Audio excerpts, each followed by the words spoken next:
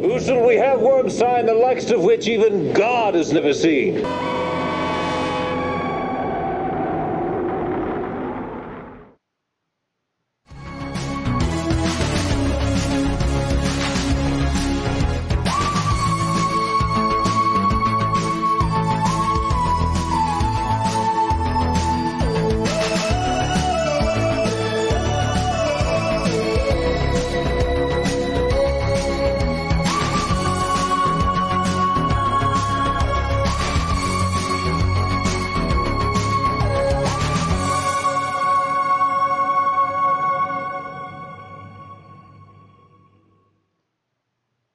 Okay.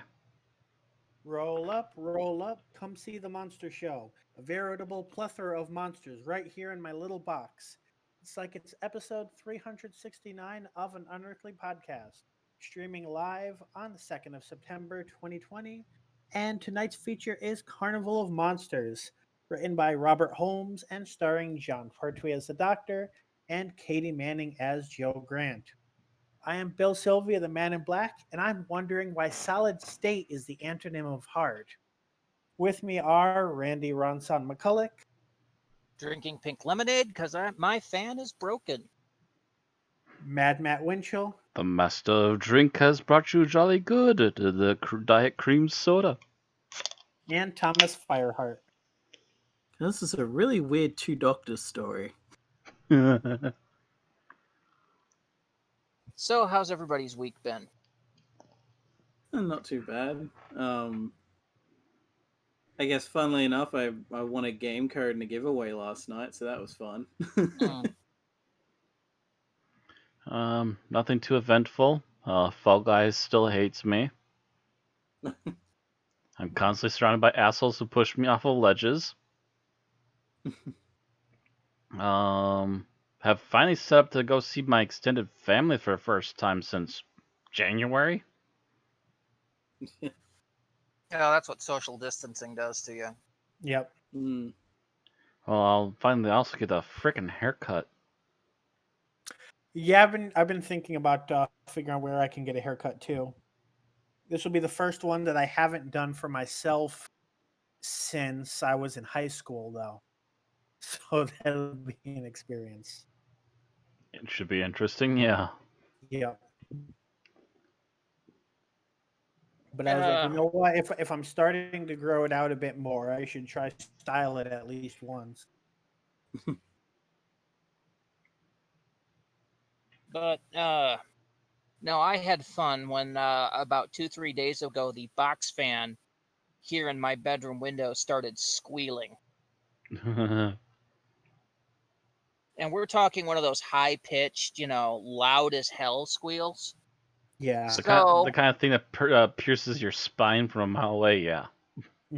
So the day before yesterday, I took off the grills and I started to empty it out, and I removed a tribble's worth of mutilated dust bunny from that thing. And I don't know if you guys seen that episode of Star Trek The Next Generation where Cyrano Jones gets the tribble surgically altered so they don't breed, but they just keep getting bigger and bigger and bigger throughout the course of the episode. It was kind of like that. By the end of it, it was taking up the entire windowsill. Not sure if I should be proud of you or be horrified.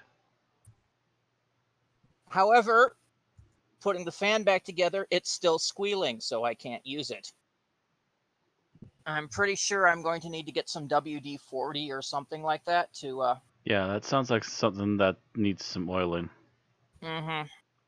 But I can't do it. But unfortunately, where we keep the WD-40, apparently Erin got the wrong stuff last time. She got something called liquid wrench.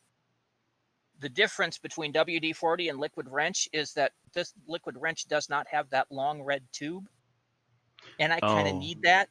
In order to get the exact spot, yeah. So we have to wait till this weekend for me to get some actual WD-40. Then I hopefully will have the fan fixed. If not, I have to buy a new box fan. Joy. Other than that, I can't say there's anything been eventful other than my current playthrough of Bastion. I think has got me further than I've ever been in the game before, which is awfully quick, all considering. I know I'm putting a I've good couple hours into that game at this point, and I'm like, wow, I'm actually further in the plot than I've ever been before. Okay. I haven't been playing anything but Lord of the Rings Online for the last week, and I'm pretty sure the game is mocking me. He keeps trying to do the There's right now event there's races. a festival. Yeah, right now there's a festival going on, and one of the things they have is these dwarf drinking races where they go from station to station drinking. You get to choose, and if that one wins, you get bonus stuff. I have done this event 15 to 20 times now. Every time the dwarf I pick comes in dead last. I would think, maybe it's just something but Aaron plays the event for the first 3 times and wins all 3 times. And some of these ones that she's won with are the ones that he's been picking, and they lose every time. As a matter of fact, sometimes they come dead last. Yeah. I swear to God, the game is just sitting there going. Maybe it's like Chocobo racing. You have to secretly hold the L and R buttons. Well, Aaron believed you needed to emote cheer at them, and maybe they picked up speed, but that doesn't seem to be the case. Nope.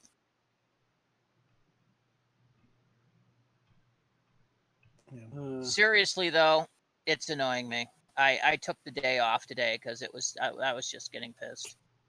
That kind of sounds like me pissed, and Fall God damn it! Guys. I get pissed.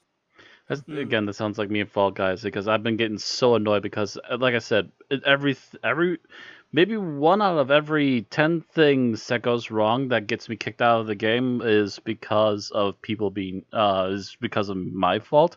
The rest of it is assholes literally doing everything they can to grapple me and push me off ledges. I'm so pissed off with these assholes constantly sitting there trolling other players. It's really annoying in that game. Actually, for venting, I do have something. So I got an email yesterday morning from the financial aid department. Apparently, even though I'd been approved for the federal allotment of federal loans for 1 year, apparently there's a stipulation where they're not supposed to give me more loans than what the school calculates as the cost of living, or something along those lines. So what basically happened was they're like, well, since we already gave you the money for the fall, we're just taking $6,000 off of the money that we promised you for the spring. After I had already, first budgeted it out for the next 12 months and then spent money on things like a microwave, bookshelves, toaster, brand new laptop, things like that are not cheap. So that, that caused some stress. Yeah, the government will always find a way to screw you over. I realized this years ago. I had just gotten my budget settled out where I'm like, okay, as long as I keep track of what I'm spending and I don't order delivery every week, I should be fine. And then I was like, if I'm really good and I keep myself under budget, that I can get that car that I planned to get a down payment on this year. And then I got that email. I'm like, well, I'm not getting a car before August unless I get a summer job. That's for sure. Yeah, I knew this years ago, where I was continuing off my father's disability, and the stipulation is I could only work X amount of hours when continuing that onwards, and I was very careful to keep that because the only reason I was working at that point was I was trying to basically buy a car, same as you. And then, like 3 months later, I get a letter from the government saying, "Oh yeah, because you were working, period," which was not what it said. Right. The entire thing is invalid, and you owe us $10,000. Oh wow. That's probably what would happen if I got any sort of job during the school year and the school found out about it, because it's part of the agreement in the emails they send out that I'm not allowed to work more than the amount of more than the amount of hours that I work for the school to earn my stipend. So I literally cannot get a part-time job except for during the summertime. Mm. Yeah, that just reminds you, like, I've heard plenty of cases where, like, it won't even be, like, the person themselves working, it'll just be their partner is working, so they're just like, oh, yeah, we're cutting you off That's from why a lot of disability. disabled people are not able to get married. Yeah. Yeah, which is a crying shame. Yep. But yeah, this was not only we cut you off, but we cut you off and you owe us retroactively. Yeah, that's fucking stupid.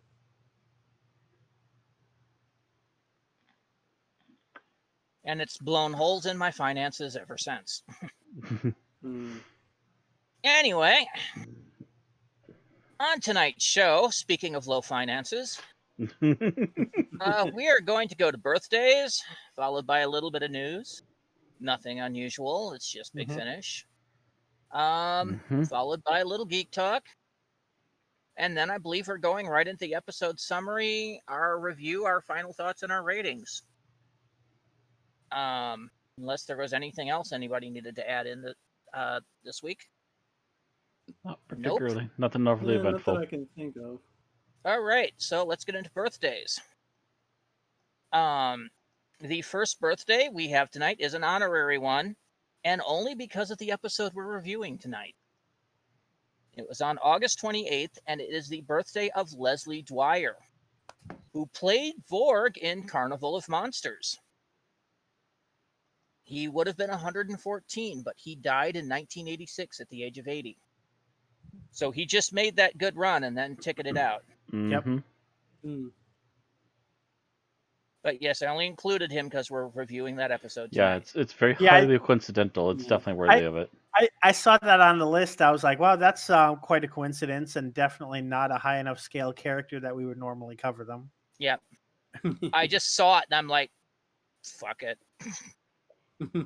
If we had wound up with like 6 other things, I probably would have taken it out, but there's only 2 others. Which, moving on to the 31st of August, the birthday of Roy Castle, who played Ian in Doctor Who and the Daleks, the 1965 movie. He would have been 88, but he died in 1994 at the age of 62. Ouch. Yeah, he got cut off a little early. Yep. And then finally, on the 1st of September, yesterday, is the birthday of Bern Gorman, who played Owen Harper in Torchwood. He turned 46. You might also remember him as the stricter of the 2 scientists in Pacific Rim. And for the life of me, I can't remember his name, but he also played a character in Game of Thrones for at least a season or 2. Yeah, but everybody's played a character in Game of Thrones and most of them died. 46 feels kind of young. Like, I feel like Torchwood was a little while ago, and he should be older than that by now. Let me double check that, but I'm pretty sure that's he probably was just. He's probably just in his late 20s, early 30s. Yeah, he's 46. Yeah, so let's see. Torchwood came out in 2007. 30s, so that would have been 36. He would have been in his early 30s. Yeah. Yeah, Torchwood hasn't been around for as long as you think it has. It's only been around for about 13 years, not 20. So now New Who is, 15 years old now. I think it's because of all those days we spent looking at, like, it would be like all of Sarah Jane's companions being like twice the age they were in the show or whatever. Yeah, but they were all kids. Yeah. Yeah, that's why it feels like they're so much older now. It's like, oh, they're practically adults now, or past that. Yeah, they're a decade and a half when you're originally only a decade and a half old is. Yeah. That feels like a large step. Whereas with him, it's just like, Anyway, those are our birthdays. So happy birthday to Leslie, Roy, and Bern. And moving on to Big Finish news. There's really only one new release for Big Finish. I forgot to erase one. Oh, I And assume the that's second one was the one you forgot to erase. yep. And that is Short Trips, These Stolen Hours. It's a Six Doctor short trip with India Fisher narrating. And then free this week, with the weekly free thing, is Bernice Summerfield. Oh no, it isn't.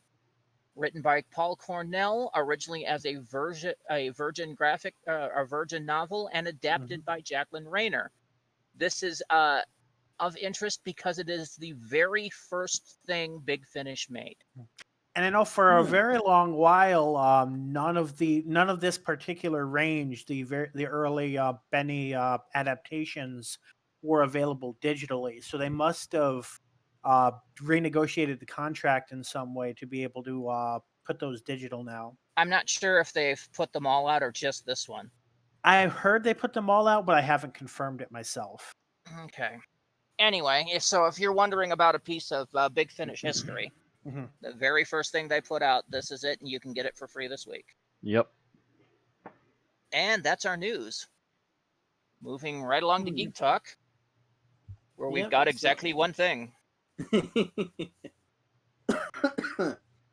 So yeah, I finally took the time to get around to finishing Paper Mario: The Origami King. I will say, this is the first Paper Mario game I've ever played properly. I feel like I might have, in like high school or something, played like a ROM or something of one of the earlier ones, but for whatever reason, I just had never gotten around to playing a Paper Mario game before, so this was an interesting experience.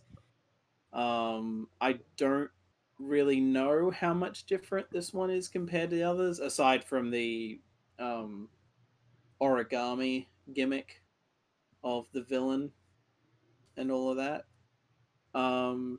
Which in that case, like, the visuals are very appealing and interesting, and it's one of those things where it's Nintendo sticking to their strengths of, like, they usually always seem to be behind graphically, but at the very least they also know what they can do and will make fairly simple stuff look really amazing.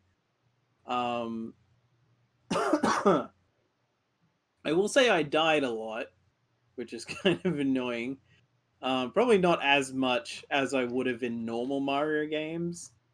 But yeah, I will say as well, there were... One thing sort of hit me, but more in a, oh, fuck you game. And the other that, like, hit me particularly hard emotionally, and I pretty much have to assume that it's just Tim's death being a raw wound, that it was just like, fuck you, game. Like, I played you because I wanted to stop playing this more depressing thing. I thought you would be light and fluffy, and then you go that way. God damn it. Never assume. Obviously, you don't know Nintendo as well as the rest of us. Never assume. And Nintendo may be cute and fluffy, but that's always the exterior. The Legend of Zelda Wind Waker. On the surface, it looks like a kiddie game. When you realize the story, it's one of the darkest fucking Zelda games ever. I'm just thinking the Paper Mario series got its start with Mario RPG, which was Square. So I'm just picturing like Bowser falling down with a sword, plunging through Princess Peach, Final Fantasy VII style. Well, no, because Bowser's always kidnapping Peach. That would never happen. I mean, I feel like there's a joke in that about there's potentially like a sex toy joke in that game. But, or it's like, like there's a thing where apparently Mario finds like some XXX item or some shit. It's like, Oh, okay. And I think they like I forget how they handled that in English, but yeah, it was still that was kind of funny. And I will say that there is some dark elements to this, or at least like even fairly early on. It's like, oh, well, this is sort of putting kind of putting in horror elements, but not really. Enough that it's like, oh, okay, we're going there, are we? But it's like it still works. But yeah, there was just like very specific moments that I'm like, this affected me a lot. I don't know how much it's going to affect a lot of other people. Otherwise, the game is very enjoyable. I can tell you that I took longer than a recommended time to beat. I think I ended up putting like 70 hours into this game when a site was like, well, the average time it would maybe take you to beat it is maybe like 50, if that. Maybe 40 hours or something. So it was like, oh, well, I've already hit 50 and I've still got a lot to go. Well, Though, yeah, to be I haven't beaten Breath of the Wild yet because I keep messing around. Yeah, like I generally was like, okay, at one point I was trying to scour everything, and then I was reading something. It was like, after you've beaten the game, come back and do this. I'm like, oh, okay.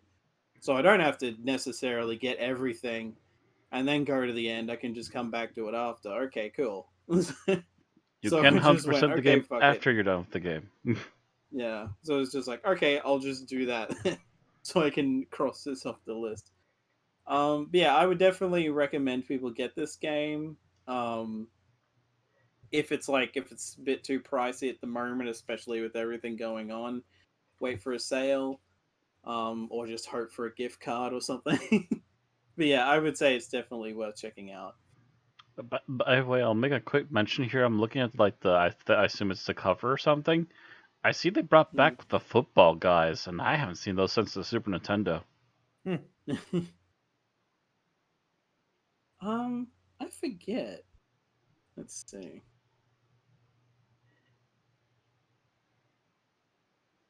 Because they had these guys that looked like they had football helmets with like hockey goalie pads on them and stuff. Yeah, I see the guy with what looks almost like sunglasses with a football helmet Yeah. on. That's right, Charge and Shot. God, that's the one. I honestly forget if I ran into that enemy or not.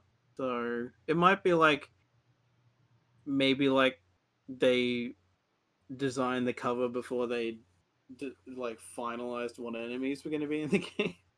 Mm. I don't know. Either that or it's just they're in like a very specific spot.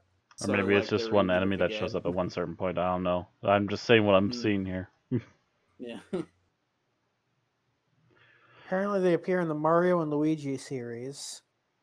Okay. But yeah, it looks like they haven't been in the main series in a while. Oh no, wait, they were in Odyssey. Oh, okay.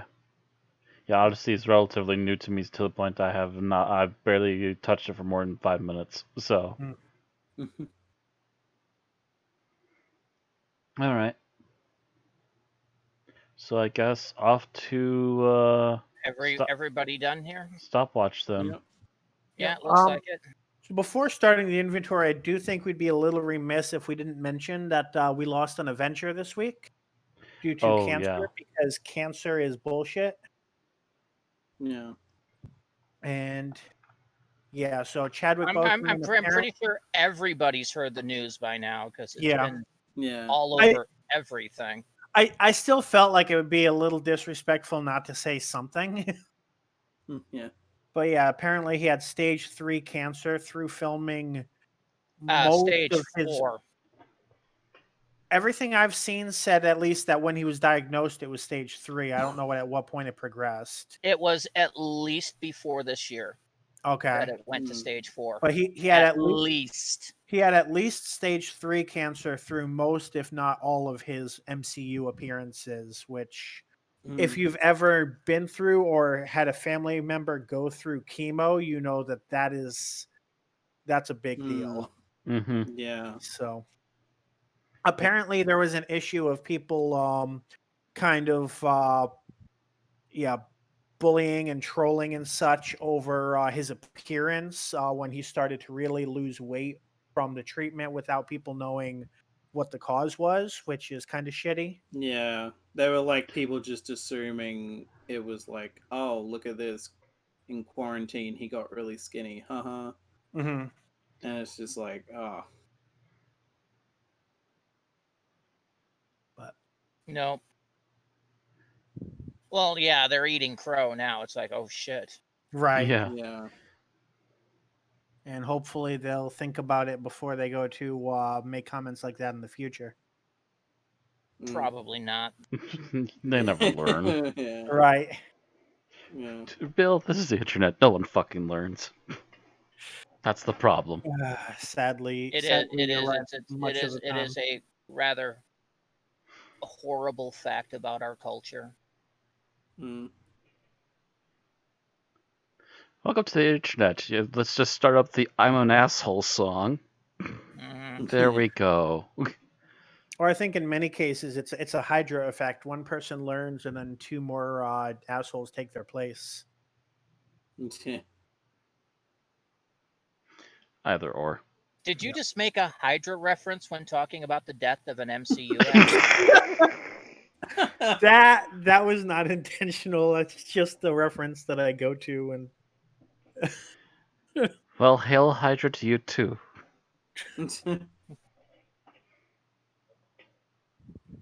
Oh, okay. anyway, okay. On to the summary then. All right, back to stopwatch. Whose turn Yep. is it today, anyway? It is mine. All right. When you're ready, then. Okay, and down. A ship lands on an alien planet and offloads a couple of people as part of its cargo. These people are Vorg, a traveling entertainer, and Sherna, his assistant, who is mostly just referred to as his assistant. One of the workers in offloading the cargo tries to start a revolt, but is stopped by the supervisors of the facility, which are referred to as the tribunal. Elsewhere, the doctor and Joe land aboard a ship. The doctor believes that they're heading toward Metabolus 3. Joe is insistent that they've landed on Earth. But as they go around and begin to meet the crew and see various things, including, I believe, a plesiosaur, or at least a dinosaur of some sort, as well as some other chronological inconsistencies, they realize that it is not actually Earth, particularly because they are on the SS Bernice, a ship that is believed to have gone missing at that point about 60 years prior. Back on the alien planet, the Vorg and Sherna are explaining that they're entertainers trying to peddle their wares on this planet. They do not know that entertainment is illegal on this planet because it is not productive. Vorg then goes to remove a fault from his machine, which happens to be the TARDIS, which is interfering with some equipment. Which also, and then resets the people that the Doctor and Joe have been interacting with, causing them to forget that they met them and to start the entire scenario over. The Doctor and Joe, realizing that something is really off, they start to go exploring within their environment, leaving the ship and going into into a sci-fi environment, where they eventually wind up after the tribunal tried to destroy the machine that they're in. The two wind up in an environment with drashigs, which are essentially giant worms with a U, not an O, that are very hungry and yeah. So Vorg eventually saves them from the drashigs. The Doctor realizes after seeing the hand himself that they are in a miniscope, which is an illegal piece of technology in which people and animals are used for entertainment. The tribunal schemed to use the Drashigs as a way to help them cause a rebellion. The Doctor then emerges from the miniscope, takes control of the situation by essentially lecturing people on the evils of miniscopes, and then works to go back in and save Joe as well as saving everybody else, which is especially important because the power on the miniscope is going out. The Doctor gets back inside just as a Drashig emerges out from the machine. They manage to stop the Drashig and then just barely get the Doctor and Joe back out in time. At which point, Vorg and Sherna remain on the planet as entertainers, and the Doctor and Joe go back into the TARDIS off to wherever they go next. 3 minutes, 55 seconds. Almost on the dot. Ah.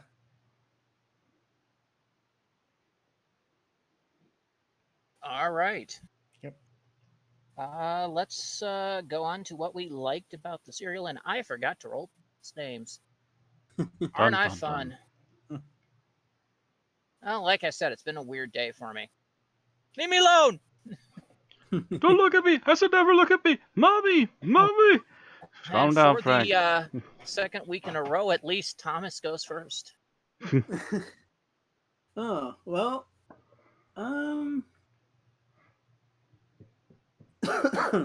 you know what? It's probably obvious, but I'll go with it anyway. I liked the design of the Drashigs. And you took mine.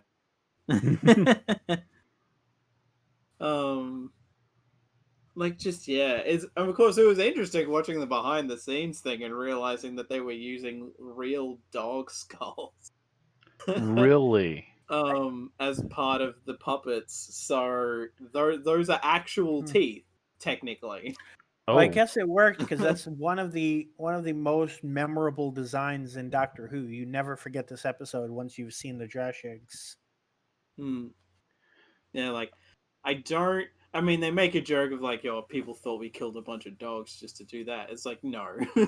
They, like, humanely source them, but still just, like... you humanly source some, weird. like, places that will actually have, like, leftover items like that for different medical purposes. Yeah. Or Yeah, from a veterinarian who had to, put down dogs. Mm-hmm. And then, again, still asking the owners if it's okay, etc. Right. Yeah.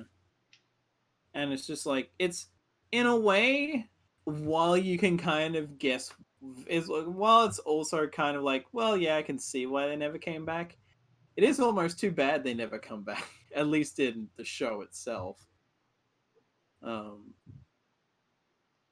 Because, like, for something on such a shoestring budget as Doctor Who, it's like a really goddamn good design.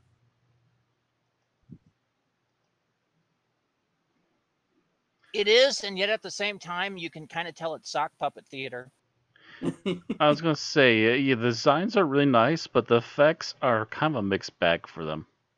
There's some of the shots where it's really nice, but you can tell it's sock puppet. It's really nice, but you can tell it's some cheapo blue screen effect, and then it's really nice, but you can actually see them like it wasn't the first time a couple times they go through a wall, literally them punching through a miniature or something.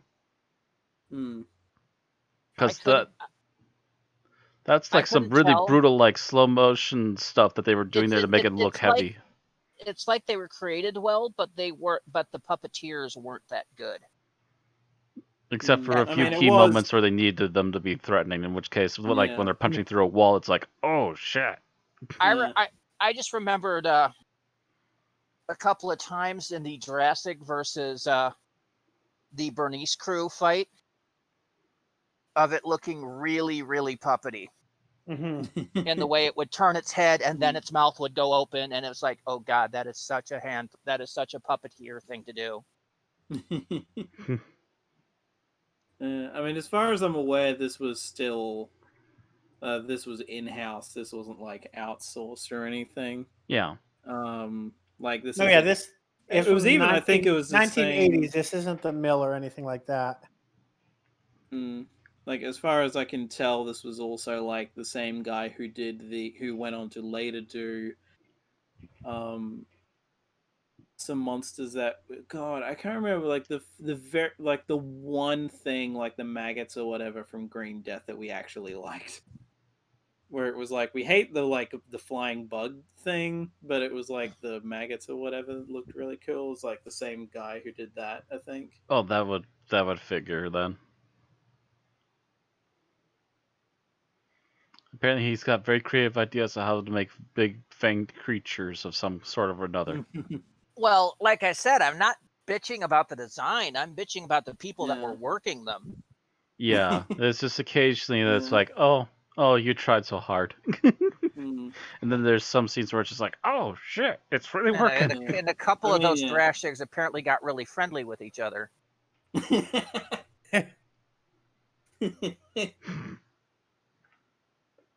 Like, I don't know if the puppeteers were just smoking weed in the between shots or what was Or going they on. were really hard to control or something. Of course, it wouldn't surprise me if it was an outtake, but it's like, well, it's Doctor Who, so it'll have to do. All right, Bill, what did you like about the serial? So I'm gonna go. I guess my second choice. I'm going to say the main cast. Katie Manning and John Pertwee are. I think they're always brilliant, but this episode just it especially helps to showcase they always manage to both keep it entertaining while always surprising you at every turn. And yeah, I mean, partially the way they're written, and Robert Holmes has been writing for this Doctor, I think, since the very beginning, uh, and partially the actors that they just managed to keep it very entertaining and manage still to surprise you with even moments like the moments completely out of nowhere where they talk where she's like how many laps around the deck make a mile and things like that that you wouldn't think would work, but from Katie Manning it works. Yeah, just her suddenly going, how many Yeah. laps the next mile? Who's counting? Go!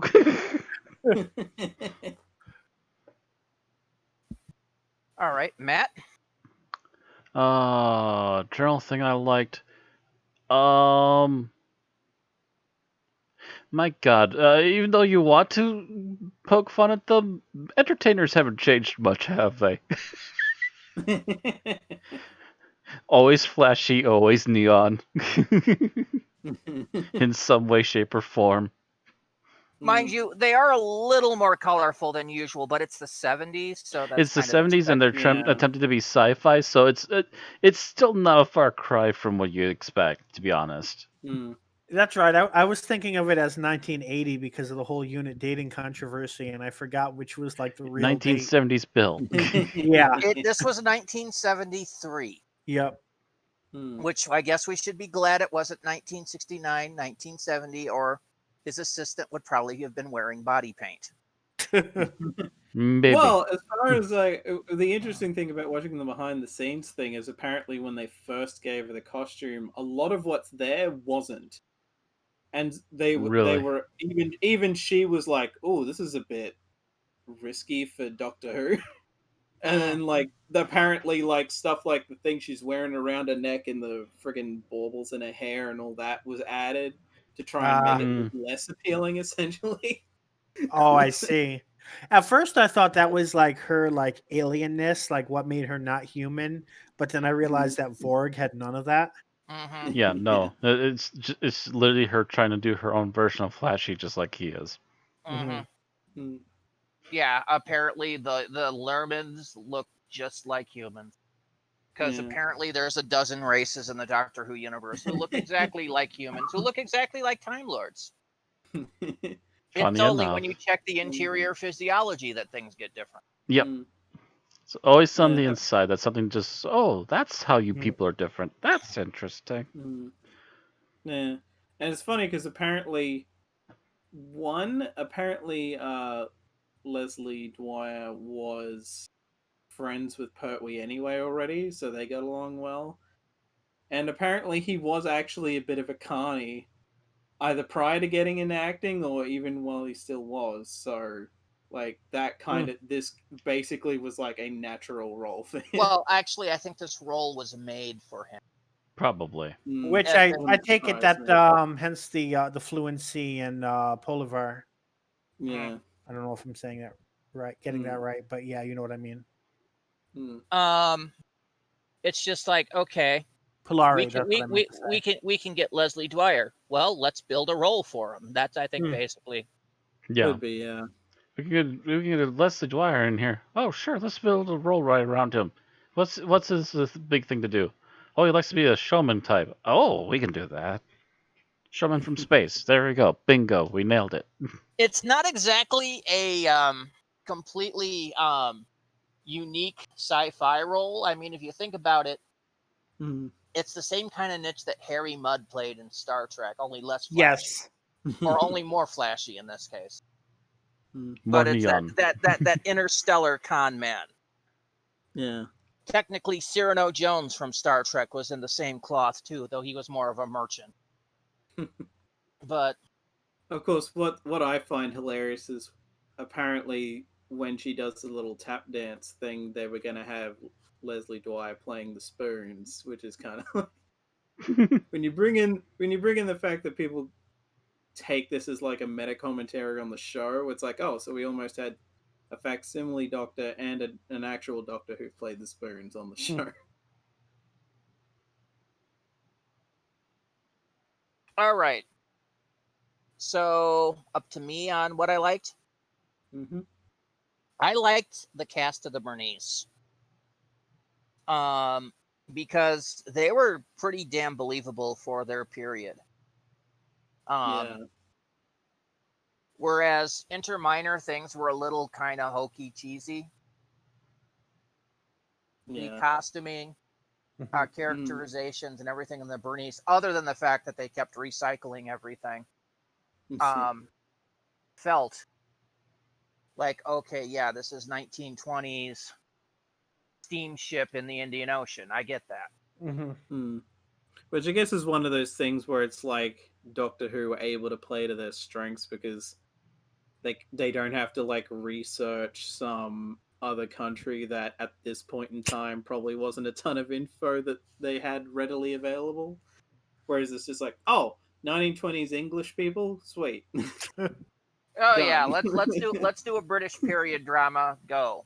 But still, I still like the people that pulled off, especially since we see in this a young Ian Marter, who a couple years later would go on to play Harry Sullivan.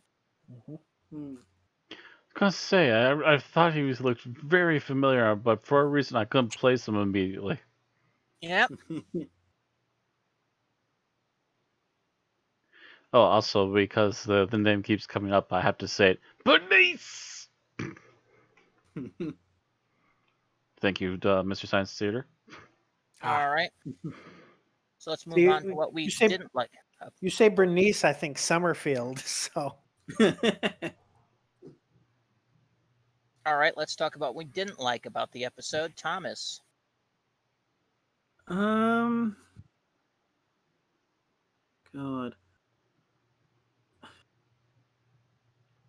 I guess as a counterpoint to the thing that I liked the most, you can obviously tell, and they even admit in the behind the scenes stuff, that you can tell that a lot of love and time was put into making the Drashigs look good, but that one random dinosaur thing is like, oh, something escaped from Invasion of the Dinosaurs before it happened. I actually think that was probably one of their better dinosaurs, considering some of their other entries. Oh into yeah, that role. True. Though it does help that it like is only there for like a very split 3 second seconds. in a small doorway. Yeah. Both times.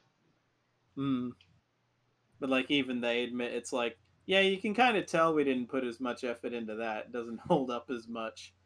Well, you can't really tell as much because it doesn't stay there long enough. I think it's to its benefit, actually.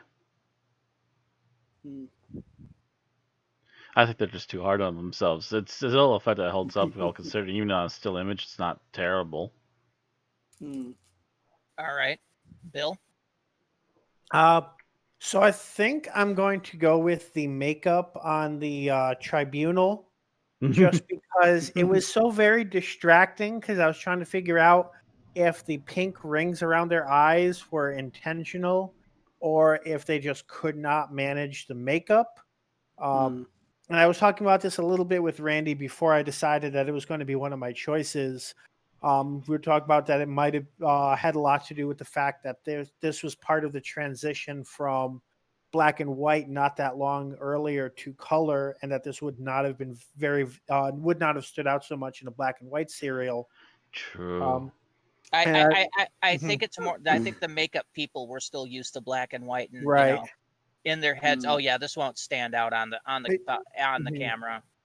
It also occurred to me that this is kind of the makeup you might expect from a stage play, but not normally from the more cinematic television that Doctor Who had been starting to become. Yeah. I mean, the one joke I made to myself was, "Ooh, glad this isn't black and white. Otherwise, it'd probably look like black or brown face." Ah, Because the pink would look white Oh, that's comparatively. true. Yeah. That might actually show up, And the It's maybe. grey would hard to look darker. tell. It's hard to say for sure, but Mhm. yeah, that Yeah. depending on how it's shot, it could show, and maybe it wouldn't look as good as you might hope it would. It's Mhm. interesting. Sometimes you'd say that, and then sometimes that particular shade of gray would show up as white. So Yeah, I Mm. mean, just looking at it, and I know black and white cameras are completely different. So what I'm saying does not necessarily have its own validity. Looking at it, like just imagining what it would be like if you grayscaled over the existing episode, that almost looks lighter than the regular British skin tone. But I don't know how it would look with a black and white camera. Yeah, it's hard to say, but yeah, depending on how things went with how filming went, that could end up being questionable. Yeah. Mm. I mean, I Fair. remember my shock when seeing the TARDIS console with seafoam green. Right. It's like, wait, it's that Uh, color? Has it always been that color? yeah. It has been. Oh. Mm. Yeah, it's funny because apparently none of the other actors knew what the makeup was going to look like because they'd only done rehearsals with obviously without all the makeup. Mm-hmm. So apparently when they came on set, Katie Manning and the other woman just apparently burst out laughing or something like that, or just had to try not to because they just found it like a bit too ridiculous. I would like to, go further and mention like the entire sci-fi costuming was basically epic fail. Mhm. Because you also apparently had the functionaries Yep. in these wonderful masks that you could see were completely separate from their mouths. Yeah. And the functionaries themselves had very obvious bald wigs. I think at one point I was Mhm. looking at the functionaries like, are they robots or are they supposed to look like robots? And the fact is that you could have still done that by adding some makeup to seal some of that, but they never bothered. Mm. So they either didn't have the budget or they didn't have the talent. Mm. Well, the bald wigs, you mean? No, well, both the bald wigs and the ridges on the masks on the functionary's face. Both of those you can use some forms of concealer to. Yeah, the Yeah. functionaries, I never really got a clear enough look at them, but it did seem like there was something a little funky with their face makeup. And the bald wigs, actually, I could notice them because I was looking for them, but they weren't like horrible. There have been Mm. definitely worse. In But- some shots they were fine. In others, I would look at one side of the head, it looked fine. Other side of the head, All oh, of a sudden, that's the other starting to peel side of the off. head is starting to peel. Yeah, because they're probably Yeah. under the set lights for how long and Yeah. starting to sweat through it. Yeah, that's always a possibility, and the same thing Mm. might have been with the functionary's mask, because usually Yeah. you would use a bit of spirit gum, Mm. some costuming tape, and then put Mm. concealer over it. Yeah. But But if they're in a hurry and they're on a budget and they don't have all the stuff Yeah. right there, you're just Yeah. dealing with what you got. or they couldn't Yeah. find concealer in that particular color. Mm.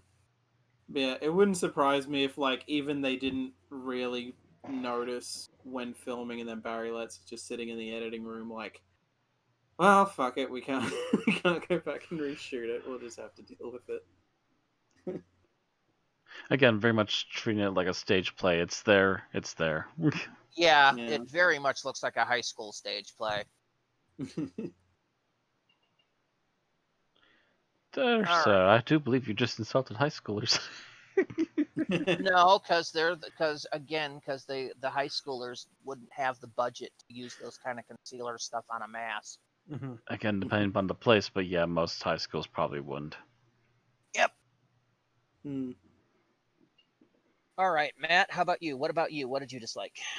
Well, I just liked I give them props for trying to do like some green screen effects and stuff, but man oh man, were they like half and half, really good or just really awful. Yeah. Like there's a few shots here and there. Like again, I don't mind the dinosaur.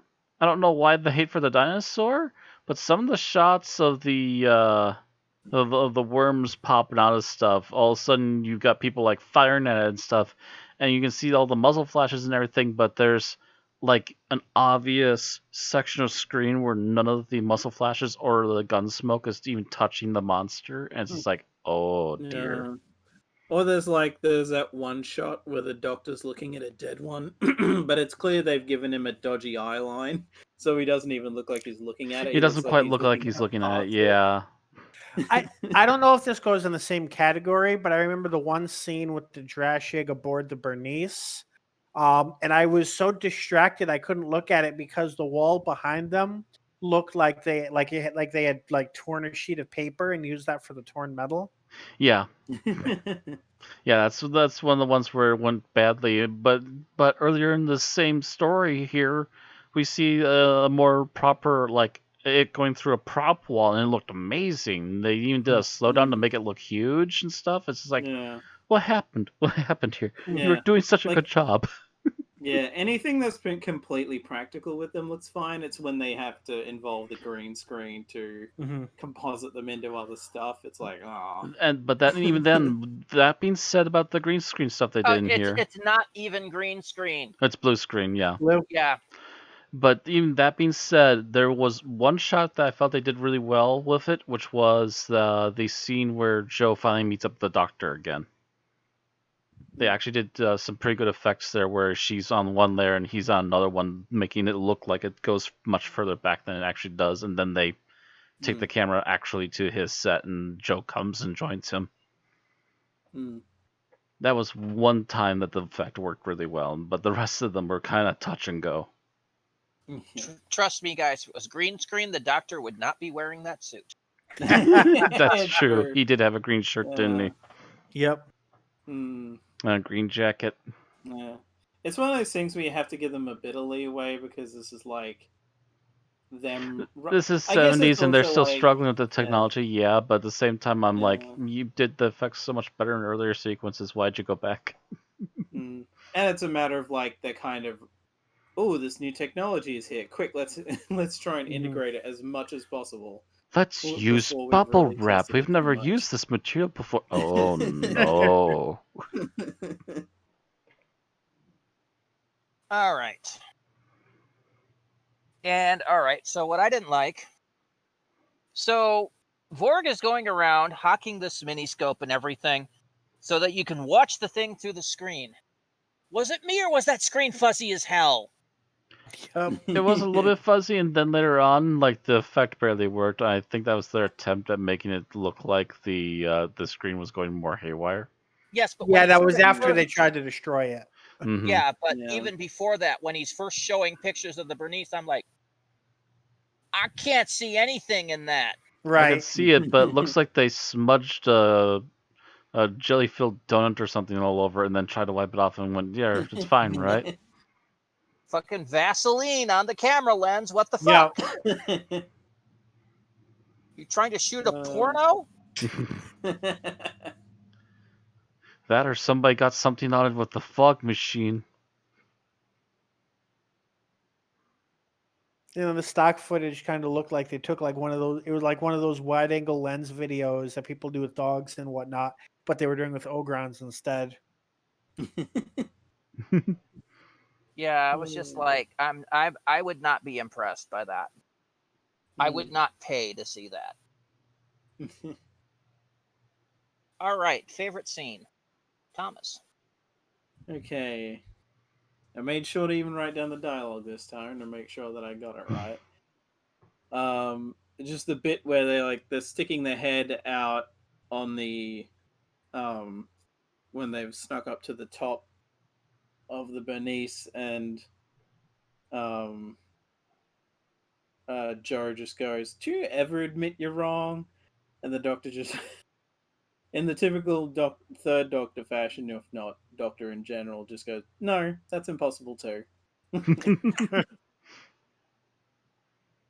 Yeah, but at least he's saying it jokingly. Yeah. Yeah. It's obviously him joking and even having a bit of a smile as he's moving on. Yeah. Okay, Bill, your favorite scene. So I'm going to go with the doctor taking control of the tribunal when he kind of popped out of the miniscope. Damn it, Bill. they're all like, "Oh, we should be deciding if we should kill you or not." And he was like, "Well, if you do exactly what I say, I might let you off easy." Yeah, I really liked that where he just badgered him down. Yeah. Yep. Yeah. He took control of the interrogation. Mm. They're like, "Wait, shouldn't we be the ones asking the questions?" Matter of fact, that's what the one of the evil ones was going. And it's like, hey, Yeah. isn't he kind of turning this around on us? The doctor just ignored him and kept asking questions. Which I don't know if that was much of a thing in the second Doctor era. Probably a bit in the first, but definitely this is probably where On a rare that occasion, the became- second Doctor might do that, but more often than not, he tried to play the fool as the second Doctor. Yeah, Mhm. it's definitely like it. It wouldn't surprise me if like this kind of a thing started with the third, and then it just kind of I mean, varied with Doctors afterwards. I feel like the first Doctor did it sometimes too. Hmm. Yeah, that wouldn't. Yeah, the first surprise Doctor me. occasionally did. A little more rarely, the second Doctor would do it, depending upon the situation at hand. But then the third one definitely did it a lot, and then the kind of back and forths between Doctors. Yeah. All right. Matt? So my favorite scene. I'm gonna go with the scene where they just got away from, what are they called? Divorce? Is that what the worms are called? The Tragic. Trash eggs. The Drash eggs. They get past the Drash eggs and they're sitting out there for a moment in the little computer hallway. All of a sudden, the door starts rattling and they hear more yelling, and they're just like, "Oh no!" and quickly back away. And then the best effect out of the entire serial is just the Drash egg just smashing through the wall. I've seen that particular sequence used so many times. It's such a good effect. Hmm. All right. So I think since my favorite scene was taken by Bill, I'm going to go with my favorite scene being the ending where you've got Vorg basically introducing them to three-card Monty. He compares them to an alien race he mentioned earlier in the episode. He's like, "Oh, I think you're a lot like these people. I might like you." I just like Great it in that. sportsman.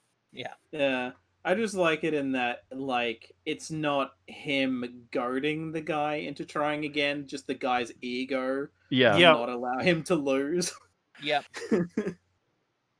And then Which is kind of funny if you're betting against someone who you know doesn't have $1 to his name, and he's eagerly taking your bet. You'd think that you're being hustled, I would hope, unless your No. wisdom score is -4. or they're just not used to that kind of thing. Well, they're that's not. true, They're yeah, actually 'cause they're not used to that kind of thing because they mentioned that entertainment was something they were yeah. debating on bringing back. So gambling is probably also outlawed. Mm-hmm. Hmm. It will be, give it a couple years. But by that point, Vorg will be halfway to the next galaxy with Yeah. With a quarter of their credits. enough money to buy his own ship. Yeah. I'll buy my own ship and make my own space circus. To heck with this little annoying machine that keeps breaking down. Well, he has to by that point because that thing is slag. Yeah. Least favorite scene, Thomas.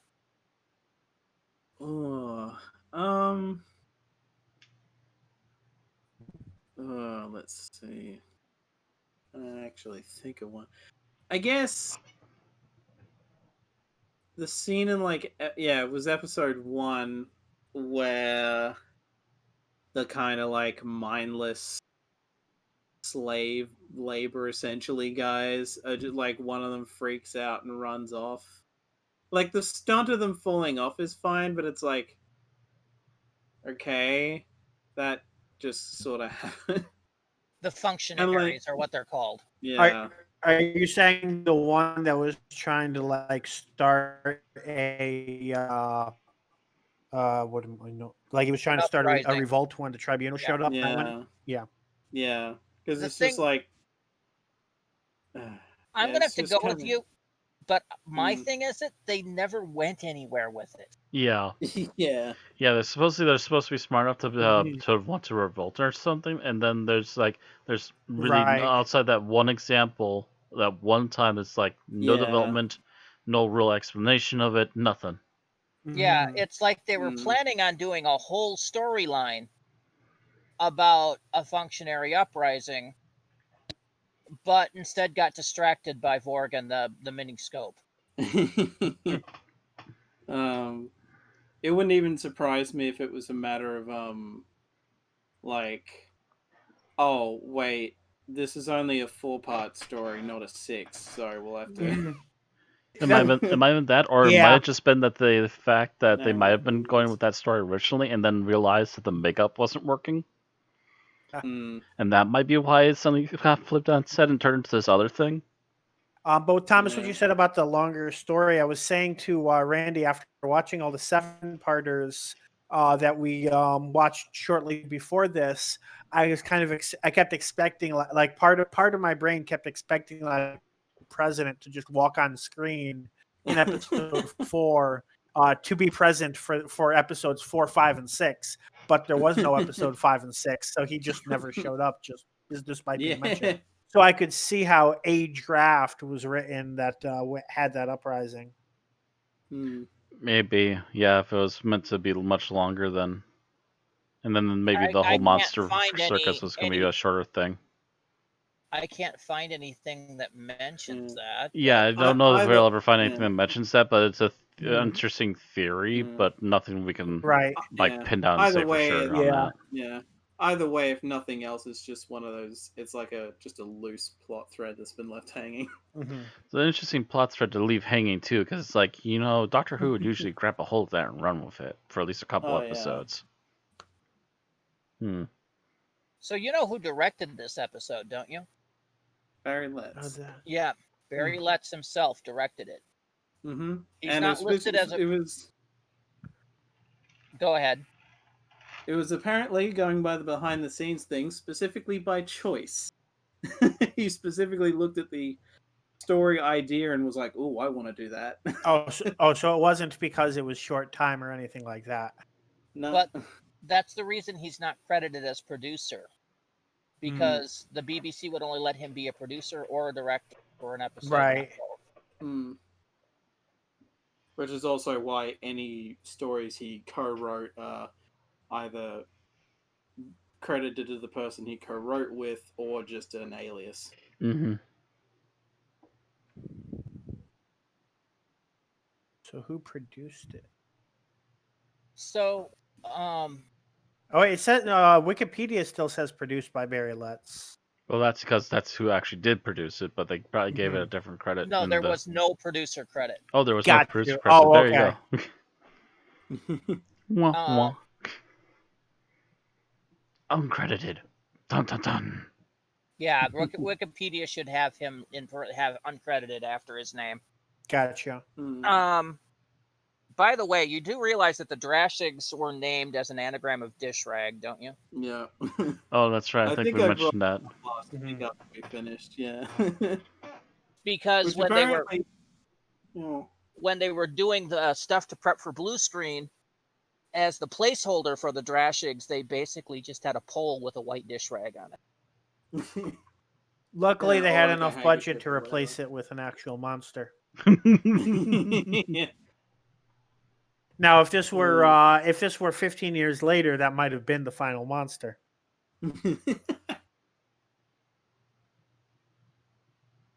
an 15 auton. I'm an years. auton. Woo!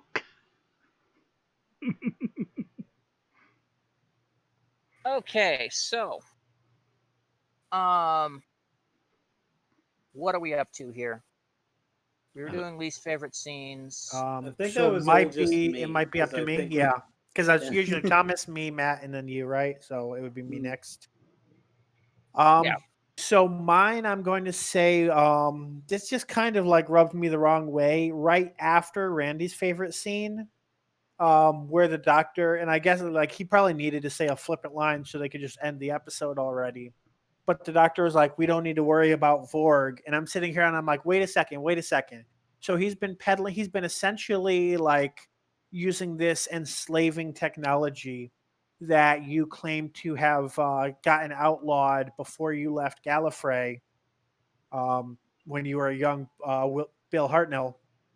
Uh, and all of this, and I get that part of his rage was an act before because he needed to take over things, but I still felt like they shouldn't just be like, oh yeah, that positive about his future. They should have been like, well, uh, we can't really arrest him for anything, but he's stuck here. Like I could have gotten that, but like it just rubbed me the wrong way that they were like so happy about his having an optimistic future after he had just been like using the mini scope. And I was like, Well, I don't know.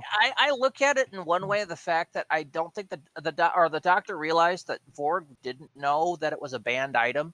Mm.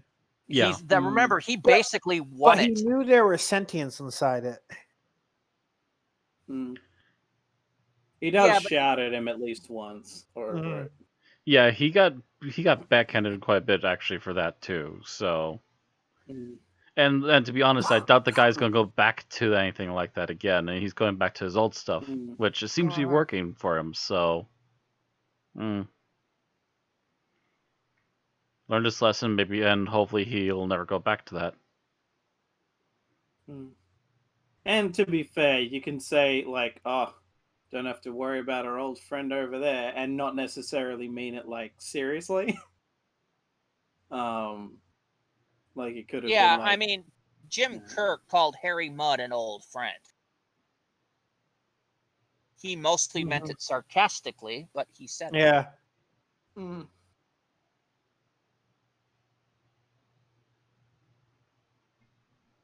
He would also refer to Klingon captains as "my dear captain." Yeah. Yeah. It also could just be that a matter of like, well, he actually did help. Like, That's also fix true the too. He issue. did Oh, actually help yeah. save the people, get them out Yeah, of there. he did Yeah. step up, use the disintegrator, and I could see that. He could have just been like, oh yeah, screw Joe, she's in the machine now and there's nothing we can do about it, but he helped. he helped set Get up her out. the first phase, second phase, and then when the Drashings did escape, He Mhm. did actually put down the Drashings, yeah. Mm.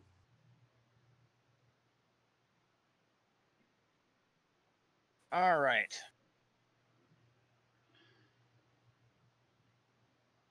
So Matt, Yep. Least favorite thing. Um.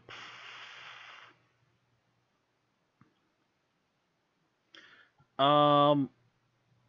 I kind of felt like what do you want to call them? The tribunal, the three guys. Yeah. Um. Gosh, like talk about the most ineffective pseudo enemies. One is an egotist who gets basically mauled by the worms. The other one is complete and total, what do you want to say, a yes man to both sides. And then the Right. other guy is a complete and total clown, even though he's supposed to be essentially the one in charge. Mm. Just wow. And it didn't even require the doctor to show just how bad off these guys were. They were just constantly at each other's throats, bickering about almost childishly about the most basic things that need to happen. Well, yeah. I mean, obviously, the tribunal was made of a conservative, a moderate, and a progressive. Hmm. The progressive, because he was on the same political side as the president, was put in charge. The conservative, however, of course, is our bad guy. Mm-hmm. And well, he gets mauled, and he kind of deserves it for all the stuff he was trying to pull. Which I guess is fitting considering you went on to play Davros. Oh, funny that. And then there's just the middle one who's just saying yes to everybody, and cartoonishly is worried about getting caught because, well, it's his own dang fault. Wait, really? Who was it? Not Terry Malloy, right? No, it was Michael Wisher, the original man in the bath chair. Gotcha. So he had some practice. Like it was like if it was Terry Malloy and I didn't recognize his voice in any way, then I'd be a little surprised. But Nope, Wisher, yeah. I could see myself missing. He only played Davros in Genesis. Right. Yeah. Because then they got the really bad guy for Destiny, and then after that it was Malloy. Yeah.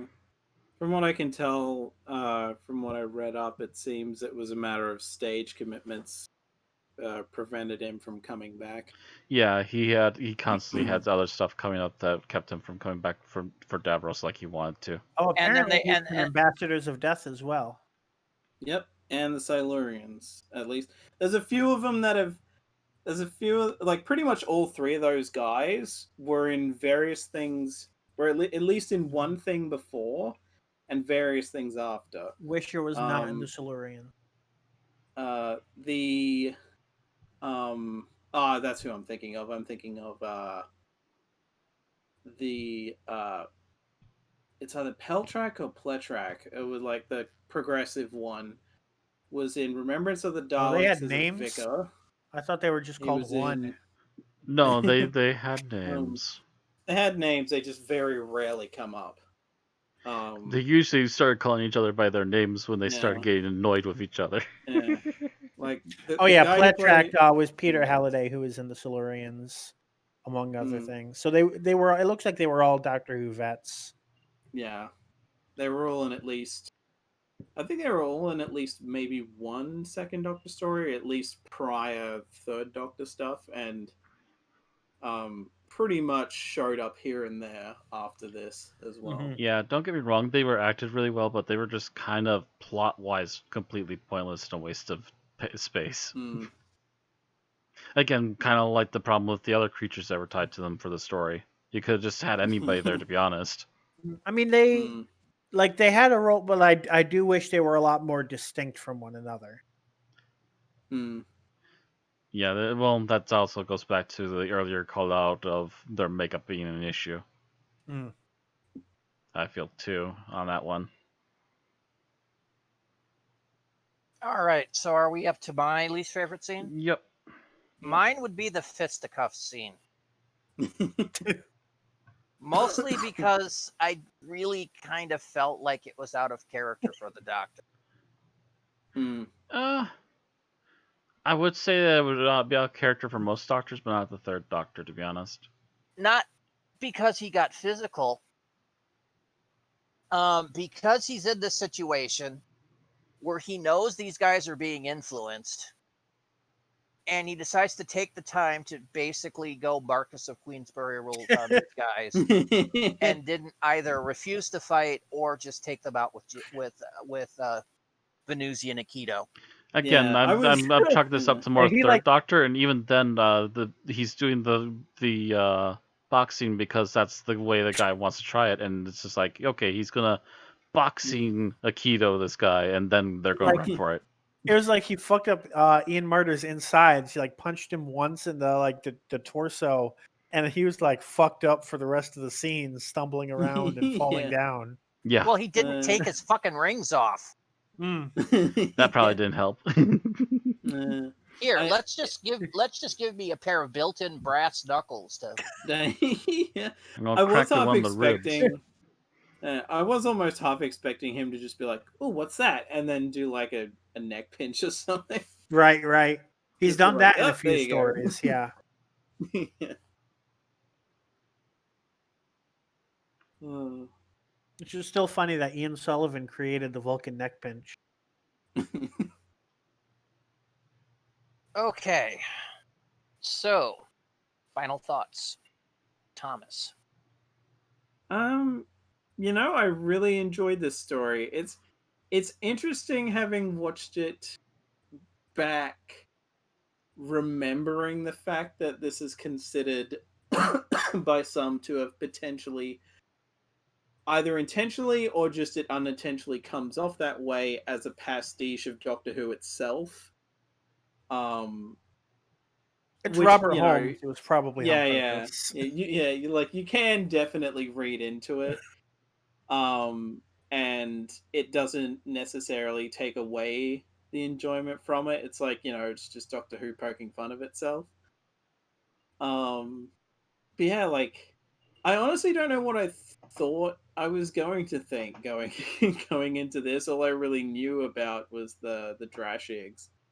And there were things that I'm like, there were almost bits where I'm like, oh, so they're actually going to get out of the thing now, and then I realized, oh, wait a minute, we haven't seen them interact with the Drashigs yet. But yeah, it was also kind of funny that I would say deliberately, point out God, I've already forgotten what they're called, but they point out an alien race by virtue of the miniscope that's like, oh, well, they're showing up in a serial or two. So it's sort of funny. The Ogrons were foreshadowing on there. The Cybermen were on there. Yep. Like I think it was like literally the next serial after this had the Ogrons in it. I could be wrong. So it's like, oh, that's kind of funny foreshadowing. Yeah, I would. Frontier in Space, but the Okrons had already been on the show in Mm-hmm. Yeah. Oh, I wonder if it was intentional foreshadowing. Because it was written in the script, like they mentioned them by name. I don't think they mentioned the Cybermen by name, but they did mention the Ogrons and the No, they Daleks. did not mention Cybermen by name, but they do have a quick minute of footage. Right. Yeah, they just mentioned the Ogrons and that they work for the Daleks. So I wonder if that's something they slipped in there in editing. They're talking about the Ogrons and the Daleks and how terrifying they are. And then came Ogrons and Daleks. And Master, oh my. Now they also mentioned the planet Deimos, which was from the season before last. Yeah. Yeah, it's also interesting realizing that this is the first story after the Three Doctors as well. So this is like, oh, this is kind of a bizarre journey to have for his first adventure where he's got full reign of the TARDIS back. It also establishes his questing goal for the next 2 seasons to get to Metabolus 3. Which that was something I was definitely unaware of. I was like, wow, they were hinting this pretty early. Either that or it was even just a thing that he threw in there randomly and someone was like, ooh, let's actually pick up with that. Yeah, the Third Doctor is always trying to get to Metabolus, and then the Fifth Doctor is always trying to get to the Eye of Orion. And both eventually got there too. Yep. Yeah, I would, no matter what lens you put on this to watch it through, whether you're viewing it as a meta commentary of the show or just as its own like silly thing, like this is honestly definitely worth watching. Yeah, some of the effects are a bit dodgy or like the integration of certain effects is a bit wonk, but it's 70s Doctor Who. I'll give it a lot of leeway for the most part. Like, there are some things that I won't let slide, but others that I'm very willing to forgive. And yeah, this is just such an enjoyable one that I just can't bring myself to be too harsh. That everything? Yep. All right. Bill, and I will be right back. Okay. So this is one of those episodes where the visuals are the most remembered thing about it. Anyone who's seen the Drashigs will remember the Drashigs. I had not remembered as much of the plot and the insinuations about it.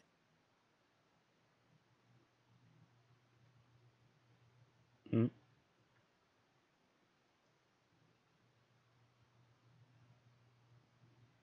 Waiting for episodes to load up on my computer to see some of the things that were talked about. And that actually is how I realized, oh, this is a Robert Holmes episode, because I had not been paying attention to that, who wrote it. That said, for the Third Doctor era and for Robert Holmes, I don't think this really is as effective in terms of making any sort of socio-political statement. It kind of really gets caught up in the spectacle, which there definitely is quite a bit of spectacle, but it's not as good as they want it to be. Whether it's due to budget reasons, timing reasons, effort reasons, it's really hard to tell for someone who wasn't there.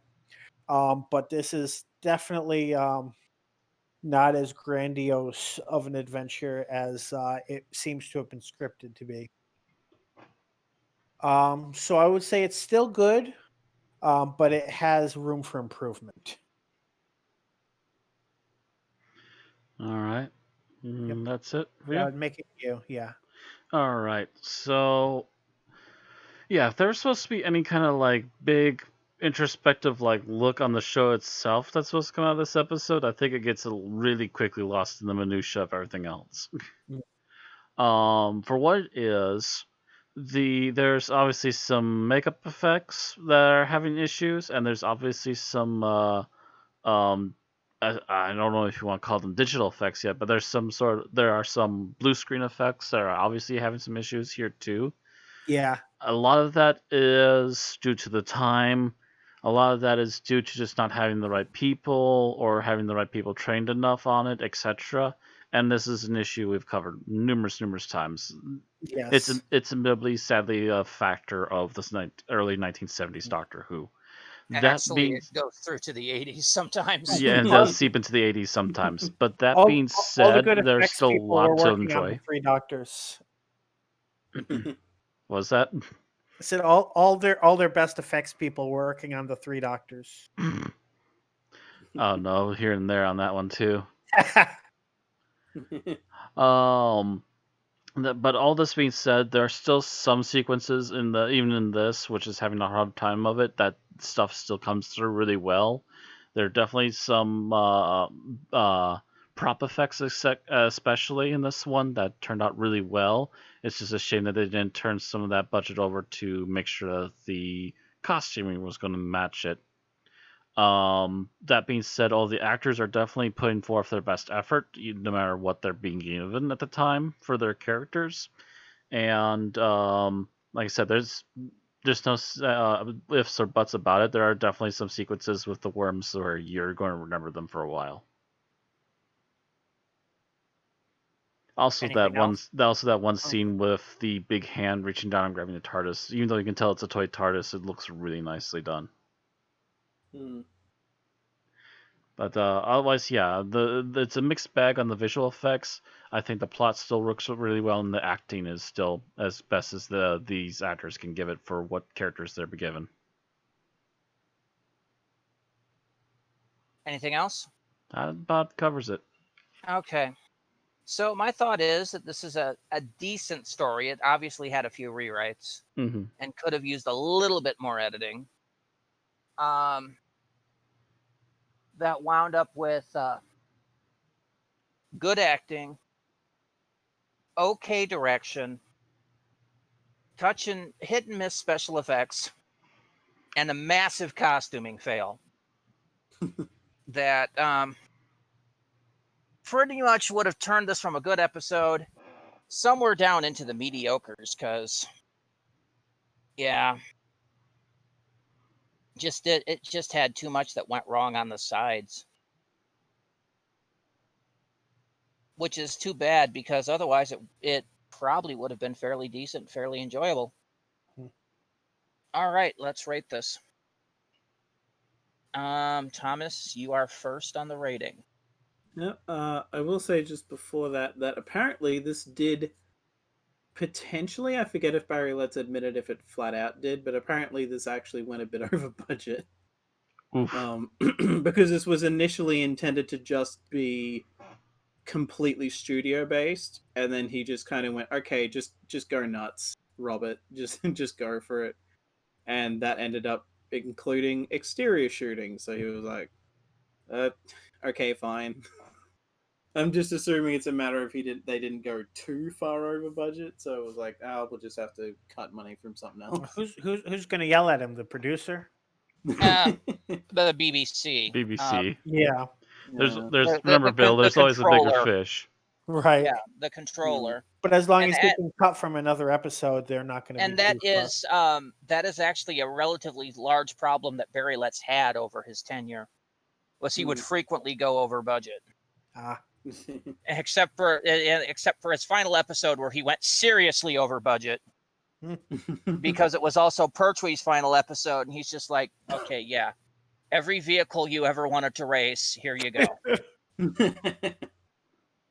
Go. I guess at that point he was probably just like, "What are they gonna do? Fire me? I'm on my way out anyway." I think so. What you going to do for me? Fuck you. We're going to do everything we want to do. Pertwee, you want to ride all the vehicles? Yeah, let's go do it. Now, if it was an American studio, he might be afraid they'd send him a bill. But I'm guessing the BBC wouldn't do that. No, they're far too civilized. Anyway, Thomas, your rating.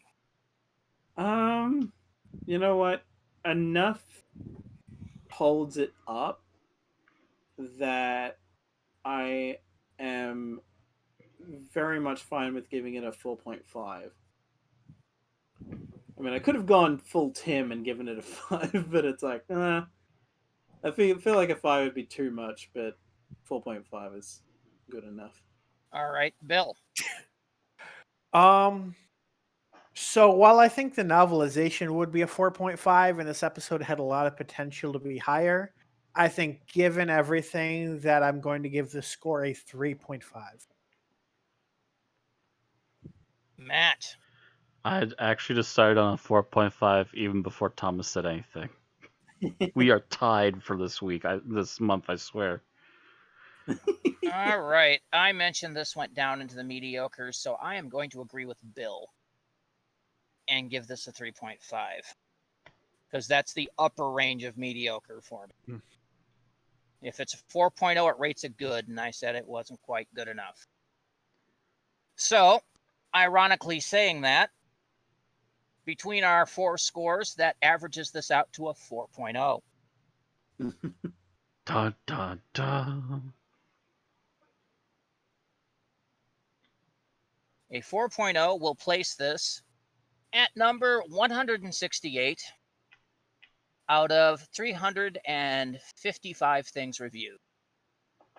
It is on par with episodes such as A Good Man Goes to War, The Aztecs, The Censorites, Attack of the Cybermen, The Runaway Bride, Vengeance of Varos, Heaven Sent, Terminus, The Invisible Enemy, Light at the End, Planet of the Spiders, Rose, and Spyfall.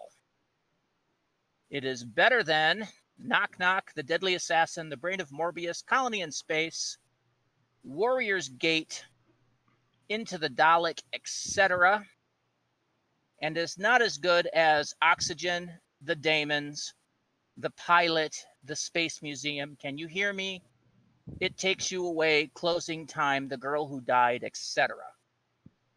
So there we have it. 168 out of 356. That is all we have to say about the Carnival of Monsters. Bill? All right. So if you've seen this episode, comment below. Let us know what you think about it. Maybe give us your rating. Don't forget to like or dislike the video if you feel either of those things. And make sure to subscribe on YouTube or follow on Twitch in order to get our new podcasts. All right, next week, with the 3rd Doctor done, we're skipping the 4th Doctor for now because we have an awful lot of him left to review. He practically needs a whole season by himself. Not and move surprised. on to the Fifth Doctor. We start with For the Doomsday, written by Terrence Dudley and starring Peter Davison as the Doctor, Matthew Waterhouse as Adric, Sarah Sutton as Nyssa, and Janet Fielding as Tegan Jovanka. See you next week. See y'all later.